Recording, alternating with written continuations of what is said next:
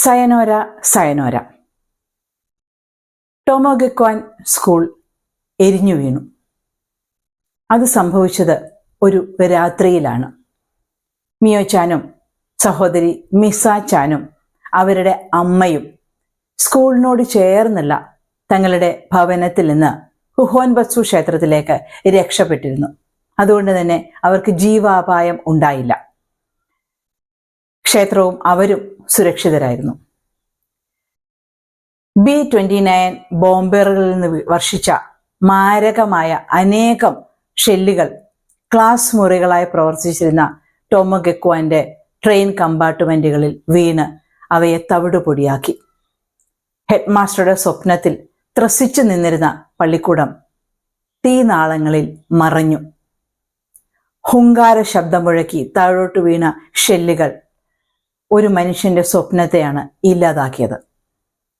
അദ്ദേഹം ഒരുപാട് സ്നേഹിച്ച കുഞ്ഞിച്ചിരികൾക്കും ചിലക്കലുകൾക്കും അവയുടെ സ്വരഭേദങ്ങൾക്കും പകരം പള്ളിക്കൂടം ഒന്നാകെ ഒരു ഭയങ്കരമായ ശബ്ദഘോഷത്തോടെ നിലം പൊത്തി.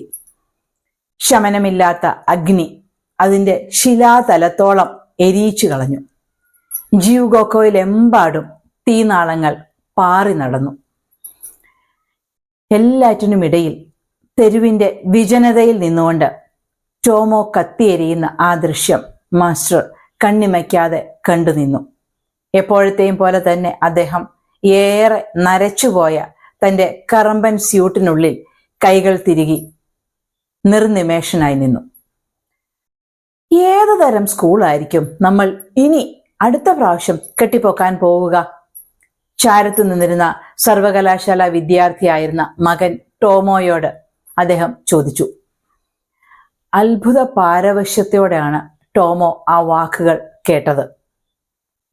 ഇത്രയൊക്കെ സംഭവിച്ചിട്ടും അതിൽ പതറാതെ അടുത്തത് നമ്മൾ എന്തു ചെയ്യും എന്നാലോചിക്കുന്ന ആ ഒരു മനസ്സിനെ, ആ ഒരു മനുഷ്യനെ മനസ്സിൽ നമസ്കരിച്ചാണ് സ്വന്തം പുത്രൻ നോക്കി നിന്നത്. ഇപ്പോൾ പള്ളിക്കൂടത്തെ ആകമാനം മൂടിക്കൊണ്ടിരിക്കുന്ന തീനാളങ്ങളെക്കാൾ തീക്ഷ്ണമായിരുന്നു സൊസോക്കോ കൊബായാഷി എന്ന ആ ഹെഡ് മാസ്റ്റർക്ക് കുട്ടിത്വത്തോടുണ്ടായിരുന്ന സ്നേഹവാത്സല്യങ്ങളും അധ്യാപനത്തോടുള്ള അദ്ദേഹത്തിന്റെ അടങ്ങാത്ത അഭിനിവേശവും. നഗരത്തിൽ നിന്ന് ഒഴിഞ്ഞു പോകുന്നവരെ കൊണ്ട് കുത്തി നിറച്ച ഒരു തീവണ്ടിയിൽ മുതിർന്നവർക്കിടയിൽ ഞെരിഞ്ഞമർന്ന് കിടക്കുകയായിരുന്നു നമ്മുടെ കൊച്ചു ടോട്ടോച്ചാൻ. തീവണ്ടി കുതിച്ചുകൊണ്ടിരുന്നത് കിഴക്കൻ പ്രദേശത്തേക്കായിരുന്നു. ജനാലയിലൂടെ പുറത്തേക്ക് ഇരുട്ടിലേക്ക് നോക്കിയപ്പോൾ അവൾ വേർപാടിന്റെ വേളയിൽ കൊബായാഷി മാസ്റ്റർ പറഞ്ഞ വാക്കുകൾ ഓർത്തു. കുട്ടി വിഷമിക്കേണ്ട കേട്ടോ, നമ്മളെല്ലാവരും വീണ്ടും കാണും. നമ്മളെല്ലാവരും വീണ്ടും ഒരുമിച്ച് കടലിൽ നിന്നൊരു പങ്കും മലയിൽ നിന്നൊരു പങ്കും കഴിക്കും. തരം കിട്ടുമ്പോൾ എല്ലാം അദ്ദേഹം അവളെ കാണുമ്പോൾ പിന്നെയും പിന്നെയും പറയാറുള്ള വാക്കുകൾ ടോട്ടോ ഓർത്തെടുത്തു. ടോട്ടോ ചാൻ, ദാ നോക്കൂ, നേരായിട്ടും നീ ഒരു നല്ല കുട്ടിയാ. ആ വാക്കുകൾ ഒരു കാലത്തും മറന്നുപോകാൻ ടോട്ടോ ഇഷ്ടപ്പെട്ടില്ല. ഉടൻ തന്നെ വീണ്ടും തൻ്റെ കൊബായാഷി മാസ്റ്ററെ കണ്ടുമുട്ടും.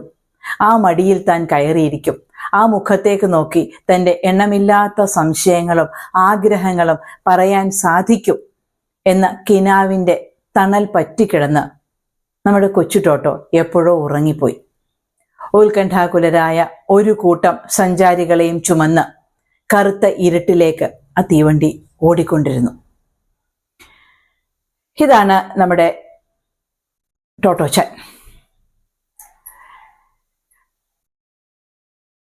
നോവൽ ഇന്ന് തിരികെയാണെന്ന് ഞാൻ ആദ്യമേ പറഞ്ഞിരുന്നു.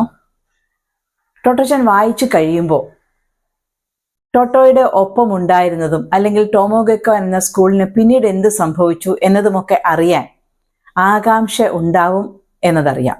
അതുകൊണ്ട് തന്നെ ടോട്ടോച്ചാൻ്റെ വായന കഴിയുമ്പോൾ ഒരു ചെറിയ പിൻകുറിപ്പ് നിങ്ങളുമായി പങ്കിടാനുണ്ട്.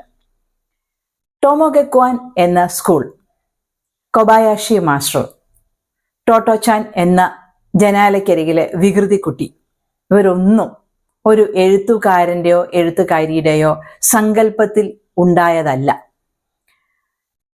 അവരൊക്കെ യഥാർത്ഥത്തിൽ നടന്ന കാര്യങ്ങളും സംഭവങ്ങളും തന്നെയാണ്. ടോട്ടോചാൻ എന്ന കുട്ടിയാണ് വളർന്ന് വലുതായി ഈ പുസ്തകം എഴുതിയ തെത്സുക്കോ കുറയാനാഗി എന്ന എഴുത്തുകാരി. ടോമോ സ്കൂളിൽ പഠിപ്പിക്കാൻ വരും എന്ന് കൊബായാഷി മാസ്റ്ററോട് പ്രതിജ്ഞ ചെയ്തത് ഓർമ്മയിലെ? അവർ ജാപ്പനീസ് പരമ്പരാഗത ശൈലിയിൽ കൈവിരലുകൾ കോർത്തെടുത്ത പ്രതിജ്ഞ. അത് സാധിക്കാൻ പല പല കാരണങ്ങൾ കൊണ്ട് തെത്സുക്കോ കുറിയാനാഗിക്ക് സാധിച്ചില്ല. അപ്പോൾ ആ ഒരു കടം വീട്ടുക, കൊബായാഷി മാസ്റ്റർ എന്ന പ്രതിഭയുടെ ഓർമ്മ, ആ പേര് എന്നെന്നും നിലനിൽക്കണം എന്ന ഉദ്ദേശത്തിൽ മാത്രം എഴുതിയ ഒരു പുസ്തകമാണ് ടോട്ടോചാൻ. ഒരു സ്ത്രീ ഗ്രന്ഥരചന നിർവഹിച്ച ജാപ്പനീസ് ഭാഷയിലുള്ള ആദ്യത്തെ ബെസ്റ്റ് സെല്ലർ ആയിരുന്നു ടോട്ടോചാൻ. ടോക്കിയോ നഗരം ബോംബ് ആക്രമണത്തിന് ഇരയായ 1945 ടോമോയും കത്തിയെരിഞ്ഞത്.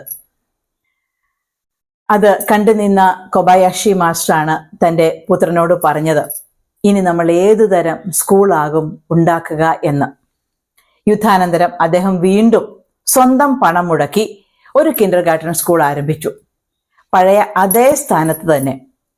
യൂറിത്തമിക്സ് പരിശീലനത്തിന്റെ ചുമതല സ്വയം ഏറ്റെടുക്കുകയും ചെയ്തു. എന്നാൽ തന്റെ മാതൃകാ വിദ്യാലയം പുനരാരംഭിക്കാൻ ആവാതെ 1963 തന്റെ 69ാമത്തെ വയസ്സിൽ കൊബായാഷി മാസ്റ്റർ ഈ ലോകത്തോട് വിട പറഞ്ഞു. മഹാന്മാരായ വിദ്യാഭ്യാസ വിചക്ഷണന്മാർ ലോകത്തെങ്ങുമുണ്ട്. കുട്ടികളെ ആഴത്തിൽ സ്നേഹിക്കുന്ന ഉന്നത ആദർശങ്ങളുള്ളവർ. ഈ പുസ്തകത്തിൽ കൊബായാഷി മാസ്റ്ററുടെ വിദ്യാഭ്യാസ രീതികൾ എഴുത്തുകാരി കഴിയുന്നിടത്തോളം വിശദീകരിച്ചിട്ടുണ്ട്. നൈസർഗികമായ സ്വഭാവ സവിശേഷതകളോടെയാണ് ഓരോ കുട്ടിയും ജനിക്കുന്നത് എന്നും അവയ്ക്ക് അവരുടെ ജനിക്കുമ്പോഴുള്ള ആ സവിശേഷതകൾക്ക് മൂടുപടമിടാതെ സ്വാഭാവികമായി തന്നെ വികസിക്കാൻ അനുവദിക്കുകയും അങ്ങനെ വ്യക്തിത്വമുള്ള മനുഷ്യരാക്കി കുട്ടികളെ വളർത്തുകയും ചെയ്യണം എന്നതായിരുന്നു കൊബായാഷി മാസ്റ്ററുടെ ലക്ഷ്യം.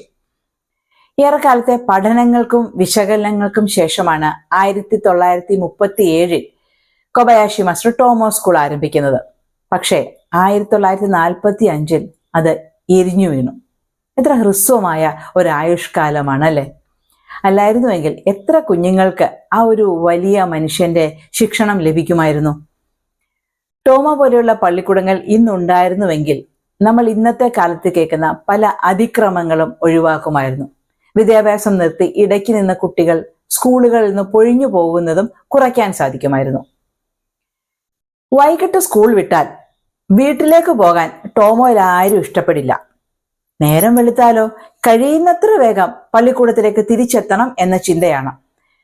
അത്രയ്ക്ക് വിശേഷപ്പെട്ട പള്ളിക്കൂടമായിരുന്നു അത്.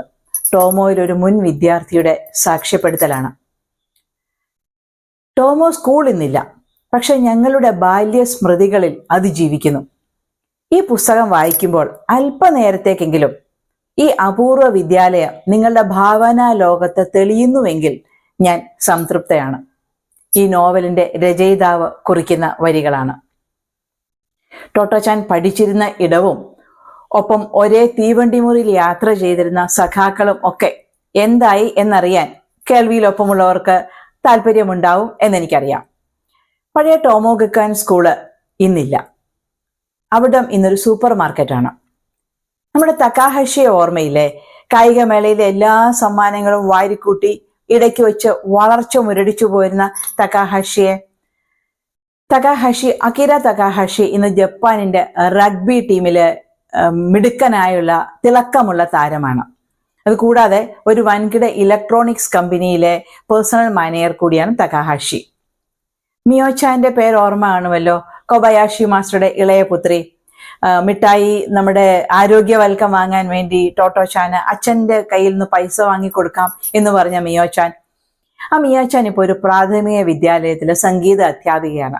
അച്ഛനെ പോലെ തന്നെ മകളും കൊച്ചുകുട്ടികളെ പഠിപ്പിക്കുന്നതിലാണ് ആനന്ദം കണ്ടെത്തിയത്. സാക്കോച്ചാൻ പേര് ഓർമ്മ കാണും. വലിയ വട്ടക്കണ്ണുകളുള്ള പെൺകുട്ടി.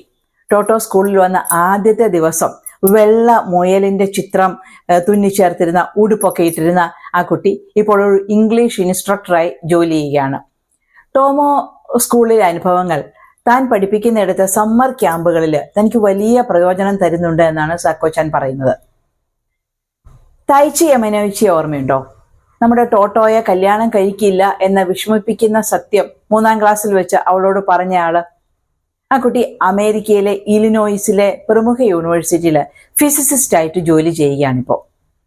ഇനി നമ്മുടെ ടോട്ടോയുടെ പന്നിവാല് മുടി പിടിച്ചു വലിച്ച് കൊബായാഷി മാസ്റ്ററുടെ അടുക്കൽ നിന്ന് വഴക്കു മേടിച്ച ഓയെ ഇപ്പോൾ ജപ്പാനിലെ ഏറ്റവും വലിയ ഓർക്കിഡ് ഫാമിന്റെ ഉടമയും വിതരണക്കാരനുമാണ്. പിന്നെ റിയോച്ചാൻ, ചായ സൽക്കാരത്തിൽ കൂടെ കുട്ടികളെ യുദ്ധമുന്നണിയിലേക്ക് വിട്ട റിയോച്ചാൻ യാതൊരു അപകടവും കൂടാതെ അവിടെ നിന്ന് തിരികെ സാധാരണ ജീവിതത്തിലേക്ക് തിരിച്ചെത്തി. ടോമോയില് ആദ്യം മുതൽ കായിക മേളകൾ തിടന്നിരുന്ന നവംബർ 3 ടോമോ ഗക്വാനിലെ കുട്ടികൾ എല്ലാവരും ഒത്തുചേർന്ന് ഒരു പുനഃസമാഗമമായി ആഘോഷിക്കാറുണ്ട്. അതിൽ ഇപ്പോഴും റിയോച്ചാൻ പങ്കെടുക്കാറുണ്ട് എന്നാണ് നമ്മുടെ പുസ്തകം എഴുതിയ ആള് പറഞ്ഞിരിക്കുന്നത്. അപ്പോൾ അതാണ് ടോട്ടോച്ചാനും ടോമോ ഗക്വാൻ എന്ന സ്കൂളും. അവിടെ നമ്മൾ ആദ്യം തൊട്ട് പേരുകൾ കൊണ്ട് അറിഞ്ഞിരുന്നവരും ജീവിതം ഇപ്പോൾ ഇങ്ങനെയൊക്കെയാണ്. ആദ്യം മുതൽ തന്നെ ടോട്ടോച്ചാൻ സീരീസ് കേൾക്കാൻ ഒപ്പമുണ്ടായിരുന്ന കമൻറ്റുകൾ വഴി എനിക്ക് പ്രോത്സാഹനം തന്ന എല്ലാവർക്കും നിറയെ സ്നേഹം, ഇഷ്ടം. നമുക്ക് അടുത്ത വീഡിയോയുമായി വീണ്ടും കണ്ടുകൊണ്ടേയിരിക്കാം. ടോട്ടോച്ചാൻ സീരീസ് നിങ്ങൾക്ക് ഇഷ്ടമായി എങ്കിൽ തീർച്ചയായും കേൾക്കാൻ സാധിക്കാതിരുന്ന മറ്റുള്ളവർക്കായി അല്ലെങ്കിൽ അറിയാതിരുന്ന മറ്റുള്ളവർക്കായി ഷെയർ ചെയ്യുക. സബ്സ്ക്രൈബ് ചെയ്തിട്ടില്ലാത്തവർ തീർച്ചയായും ചാനൽ സബ്സ്ക്രൈബ് ചെയ്യണം എന്ന് എടുത്തു പറയട്ടെ.